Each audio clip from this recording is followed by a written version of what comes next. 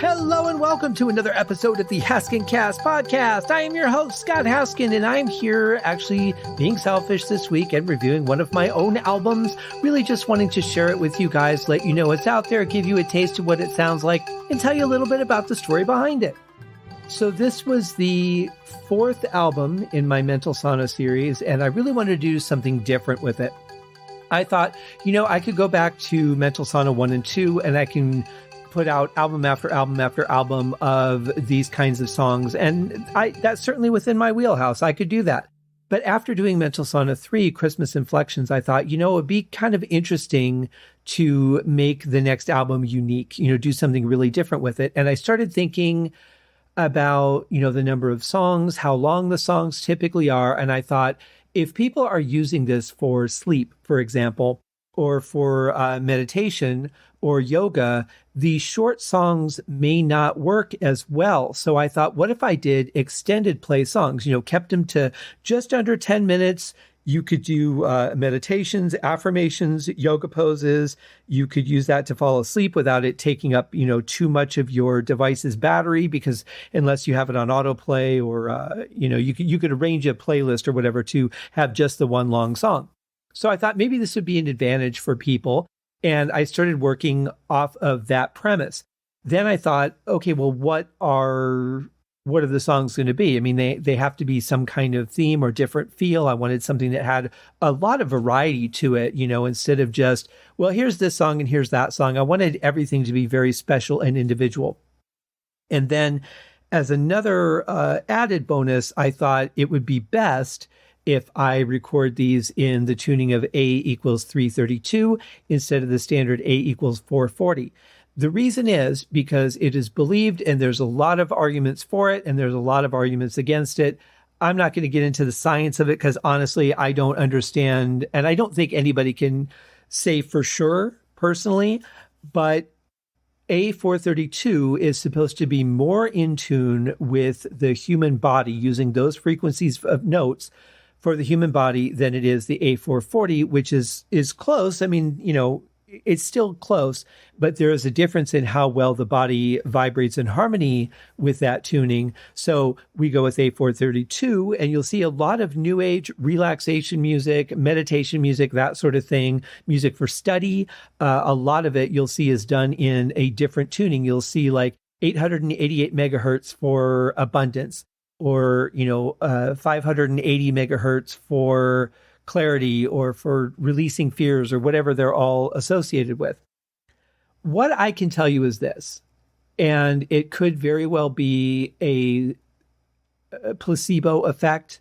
I can't say for sure, but the albums that I've written that I can actually relax to myself are the ones I've done in 432. And starting with this album, I can't remember if I did the Christmas album in 432 or not. I'll have to look. But I can fall asleep to the Christmas album just because it's got the right pace for me. I can't the first two because I get too invested in the songs. I get, okay, what's going to happen next? So yeah, I did this, or I'll be analyzing the production or something. Starting with Mental Sauna 3, I was able to kind of let go of that and just enjoy the music. And then starting with this one, Mental Sauna 4, Worlds, I really am able to let go within a minute, and I really like that. It's very different for me that I can actually enjoy my own music, but enjoy it without sitting there going, oh, I should have done this, or I could have added that, or I could have mixed this differently, or I should go back in there and change this. So very big deal for me. So again, maybe it's the placebo effect. Maybe it's one of those things where, if you have that suggestion put into your head that this is going to work better for you, it just does. Or maybe it actually just does.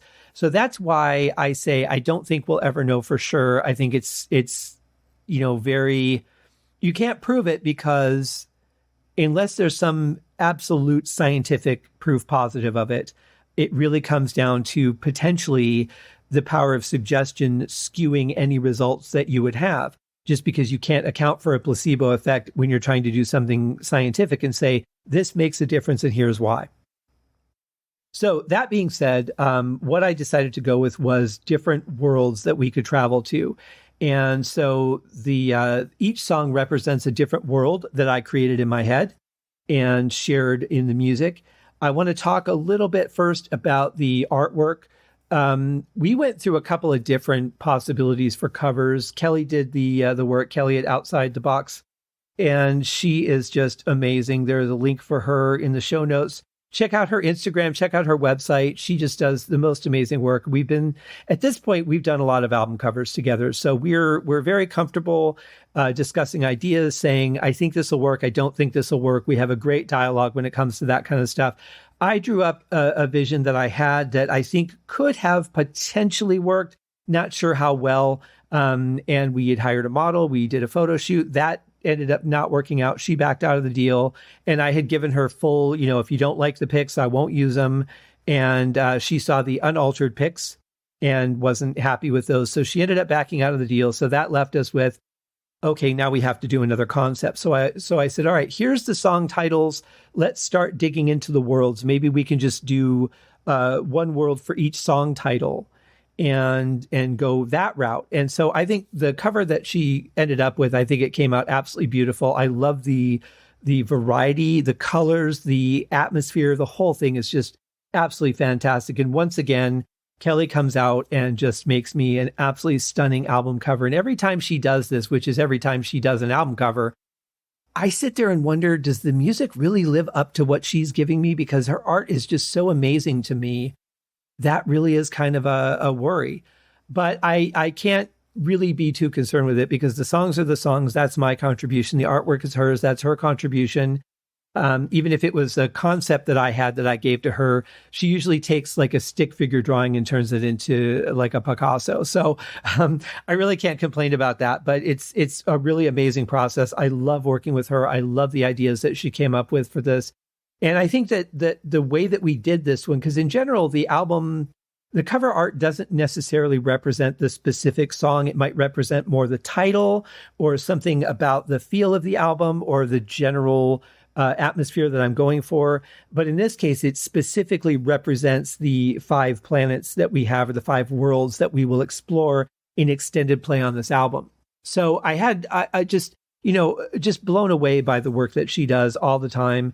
Absolutely fantastic. And I think it was shortly after this that we started working with Rebecca Poole to do the lettering. I'll have to double check, but I'm pretty sure this might have been the last one we did before we started working with her.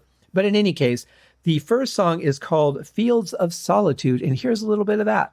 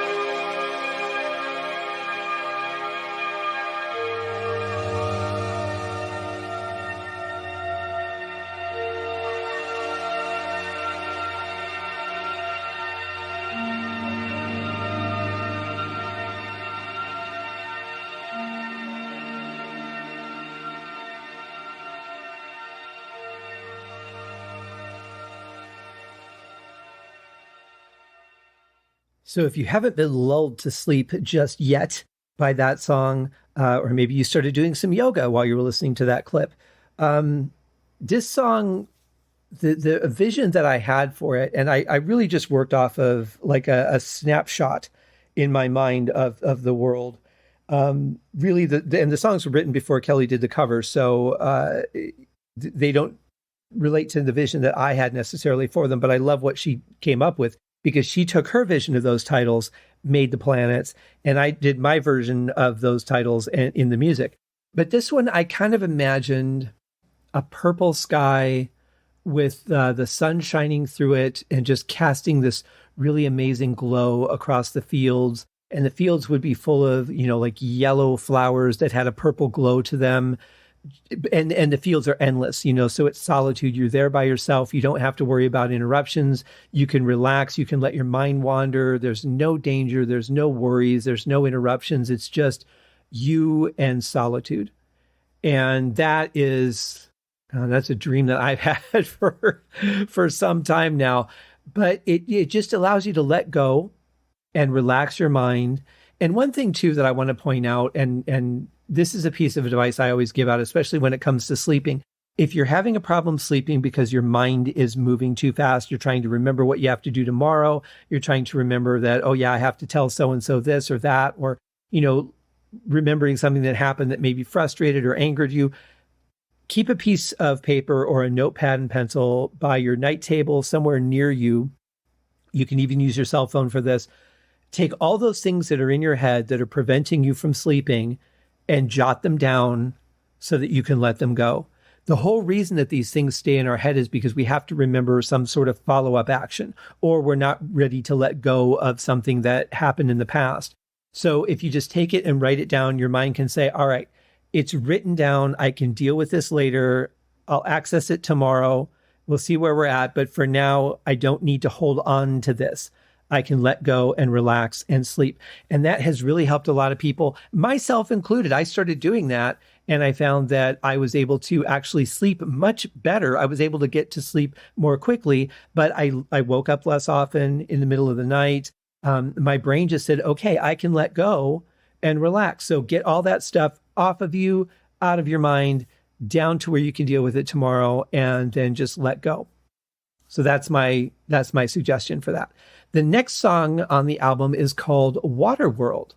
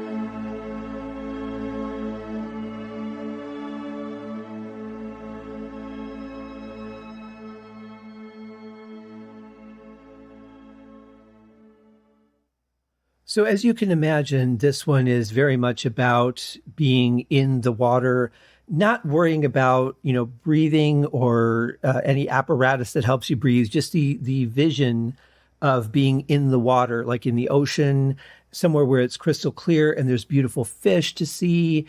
And it's just a sunny day and you can see everything and you're just there alive with the creatures. And just holding on to that vision. The water, it's really weird because I'm hydrophobic, but the water is my favorite place to be. When I take my day off each year and I go to the beach, that day means so much to me because I'm connecting with the water. I'm walking along the shore. I'm letting it come up around my ankles. Sometimes it goes up to my waist when I don't expect it, but that happens. It really is amazing how powerful the current is, but that connection with the element, for me, in my life, that's incredibly important. And it's been rough since I didn't get to go last year because of COVID. and NAMM was shut down. In the previous year, I didn't get to go because there was a problem with my car rental reservation, and I left 12 hours later than I wanted to, missed my entire beach day. So it's been a while since I've been able to connect, and I'm looking forward, very much forward to going back and doing that as soon as possible. But it's a really, for me, some people are woodsy people, some people are mountain people, some people are water people. I'm definitely more of a water person. And there's just something about the sound of it, the natural pull and retraction of the waves with the currents. It's just such a beautiful thing for me, whether I'm walking along the shore or I'm just sitting in the sand and watching it and listening to it. It's a very important thing, but I'm not able to go in it. Like I can't just go in there and hang out with the fish and see cool things. So for me, I have to do that through fantasy, and that's pretty much where my vision was going through this song.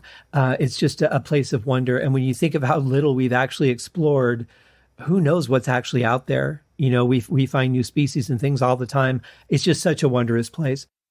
So that is the second song on the album. Now we hit the third song, Forest Pathway.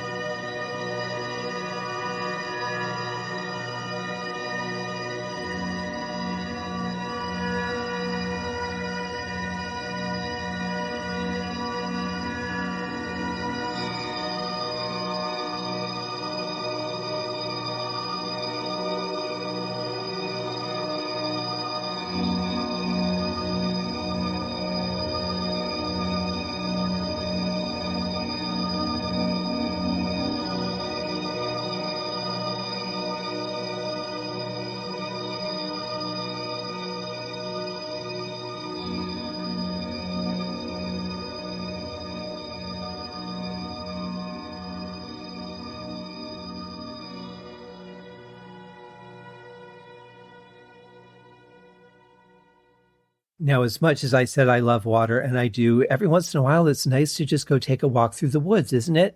Just go on a trail, go off on your own, go find some place that's away from everyone else. You could just commune with nature. You can listen to the sounds of the birds and the smell of the trees and the rustling of the leaves and the breeze. It's just another magical place right here on Earth that we can visit and commune with nature.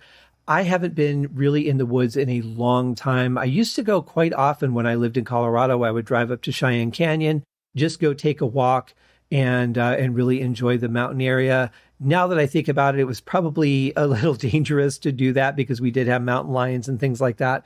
But in the world of the Forest Pathway, there is nothing that can hurt you. It's very relaxing. You can hear that there are no harsh tones in any of these songs that we've heard. It's just an atmosphere really that's created. So you can use this as a background. It's not like it has riffs in it or anything that you really need to pay attention to. It's really just layered sounds. And that's exactly what I wanted, something that you could just get lost in completely. And that's why I wanted to do this album, because the first couple Mental Sauna albums, they still are melodically oriented. They do have some rhythms in them. There's some percussion. And I really wanted to do something that just was different from that, just textures that you could almost like a mental sauna, a bath for your mind, where you could just relax in it, let it carry you away where it's going to carry you away to, and you can enjoy the warmth of each of the worlds. Just, something that was extended play and gave you all of that without the worry of what's the next part going to be, or I wonder what comes after this. Just float on that cloud and let it ride. It's going to take you where it's going to take you, and you don't have to worry about anything. And hopefully that has come across in these songs. Hopefully There's people out there that are using it for those very things, whether it's sleep or meditation or yoga or just to calm down after a day, maybe background music to read a book or do some writing. Who knows? I mean, the possibilities are pretty endless depending on how you guys want to use the music. So the next song that we have is called Warm Sand. And, well, I'll tell you what I thought about it afterwards.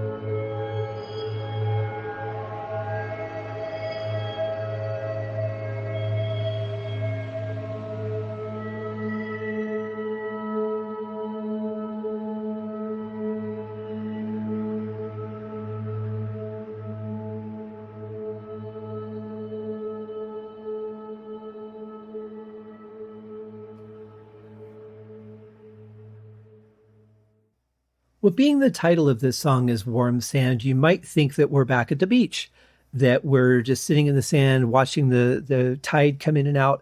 But that's not really what was in my head at the time that I was working on this piece. What I really pictured was more like a sand dune. You know the water's on the other side, but you're not there right now. Right now, you're just enjoying this hill of sand that you're on. You're relaxing. You're running your fingers through it. You're letting it just hold on to you gently. And it's warmed by the sun. It's just a place you can relax. You can drift away with your thoughts and see where your mind goes. So not quite the beach, but near the beach. So you can go there. I mean, you can go back to Waterworld anytime you want. And if it means to you, if it means walking along the shore, if it means, just laying in the sand and watching the water, that's fine. You guys can feel whatever you feel. Even, this song doesn't even have to have sand in it in your vision at all. If it makes you feel like you're floating in space, great. Then that's what the song means to you. My titles are just based on my visions of the song. And that's the beautiful thing about music, especially instrumental music versus any other kind of art form, because any other kind of art form tells you what to think, doesn't it? So if you see a painting and the painting is of an equestrian on a horse, you think about an equestrian on a horse. That's the story it's telling you. If you listen to a song that has lyrics, the lyrics tell you what the song is about. It's guiding your mind. Instrumental music just says, here's the sound. What does it mean to you? And I love that. So the answer that I had to that question for each song is the song title that I gave. But for you guys, could mean totally something different. And that is beautiful. I absolutely love that. I would love to know what any of these songs mean to you, what you visualize. Do you get the same feeling I do? Did I guide you too much with the title? I've tried to do my piano romance album through the major release networks as Piano Romance #1, Piano Romance #2, Piano Romance #3, and they rejected my titles. They would not let me release the album. They wanted titles that differentiated one song from another. And I specifically did not want that for that album because I didn't want to lead anyone with the titles. With this one, I thought, well, I think after a few seconds into the song, people aren't really going to be thinking about the title. They're just going to be engulfed in the music, and it's going to take on whatever shape it does for the listener. And that's my hope anyway. So if you guys have any, thoughts on what these songs mean to you. I'd love to hear from you. Write me at scott@scotthaskin.com, and, or just go to the website and email me. It's at the bottom of the page. And I'd love to hear from you. I'd love to hear what you think of these. That brings us to our final song, guys. This one is called Ice Cave.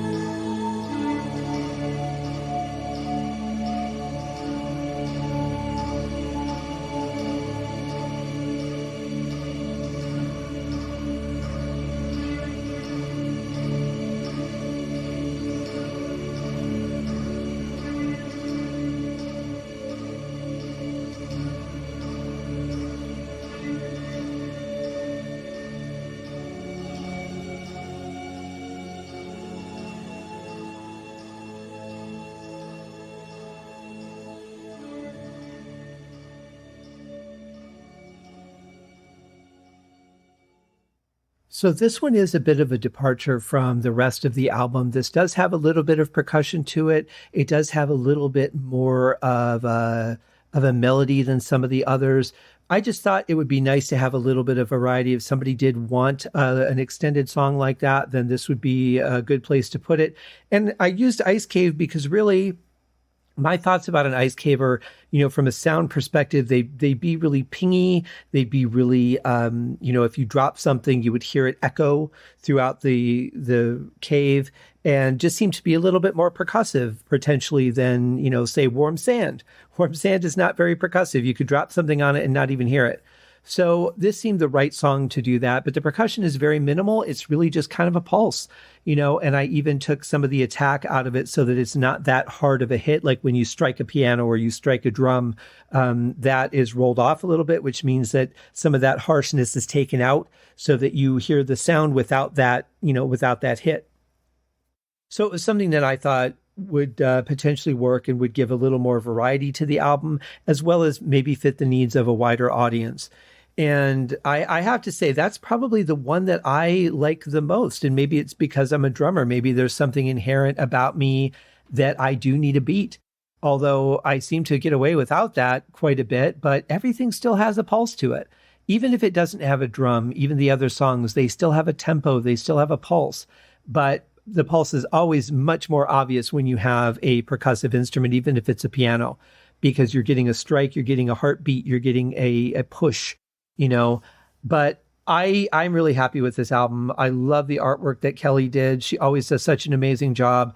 I was really happy to get this one out there and, hopefully be able to provide people with something different than just another Mental Sauna album, because I certainly could have written a collection of songs and put it together like I did for the first two, or found a specific theme like I did for the Christmas album.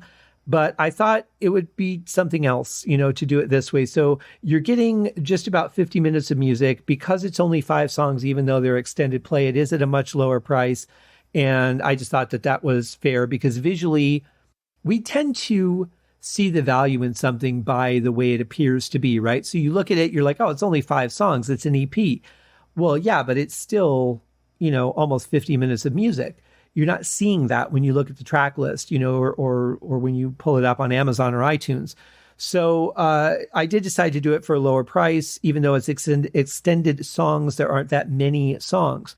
So I hope that might kind of explain things and make it a little bit more appealing. I hope that the choice of strategy I used on this album and the inspiration behind it might inspire you guys to go check it out. If you're on Spotify, it is on Spotify and Apple Music and all those players that you can subscribe to. But as always, please support artists. Just buy the album if you really like it and if you're going to be listening to it a lot.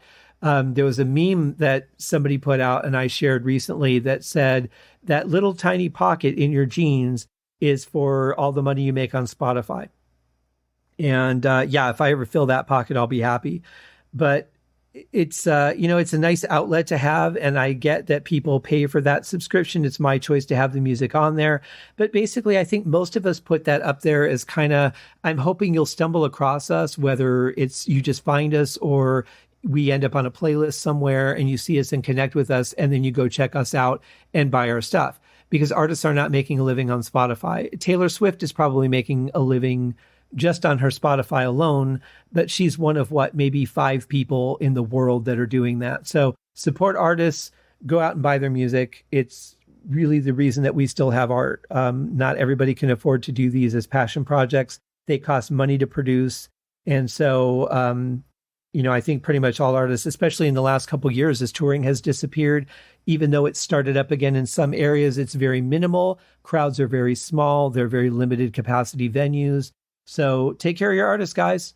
Thank you for joining me for this episode. I'll have the links to where you can check out the album in the show notes.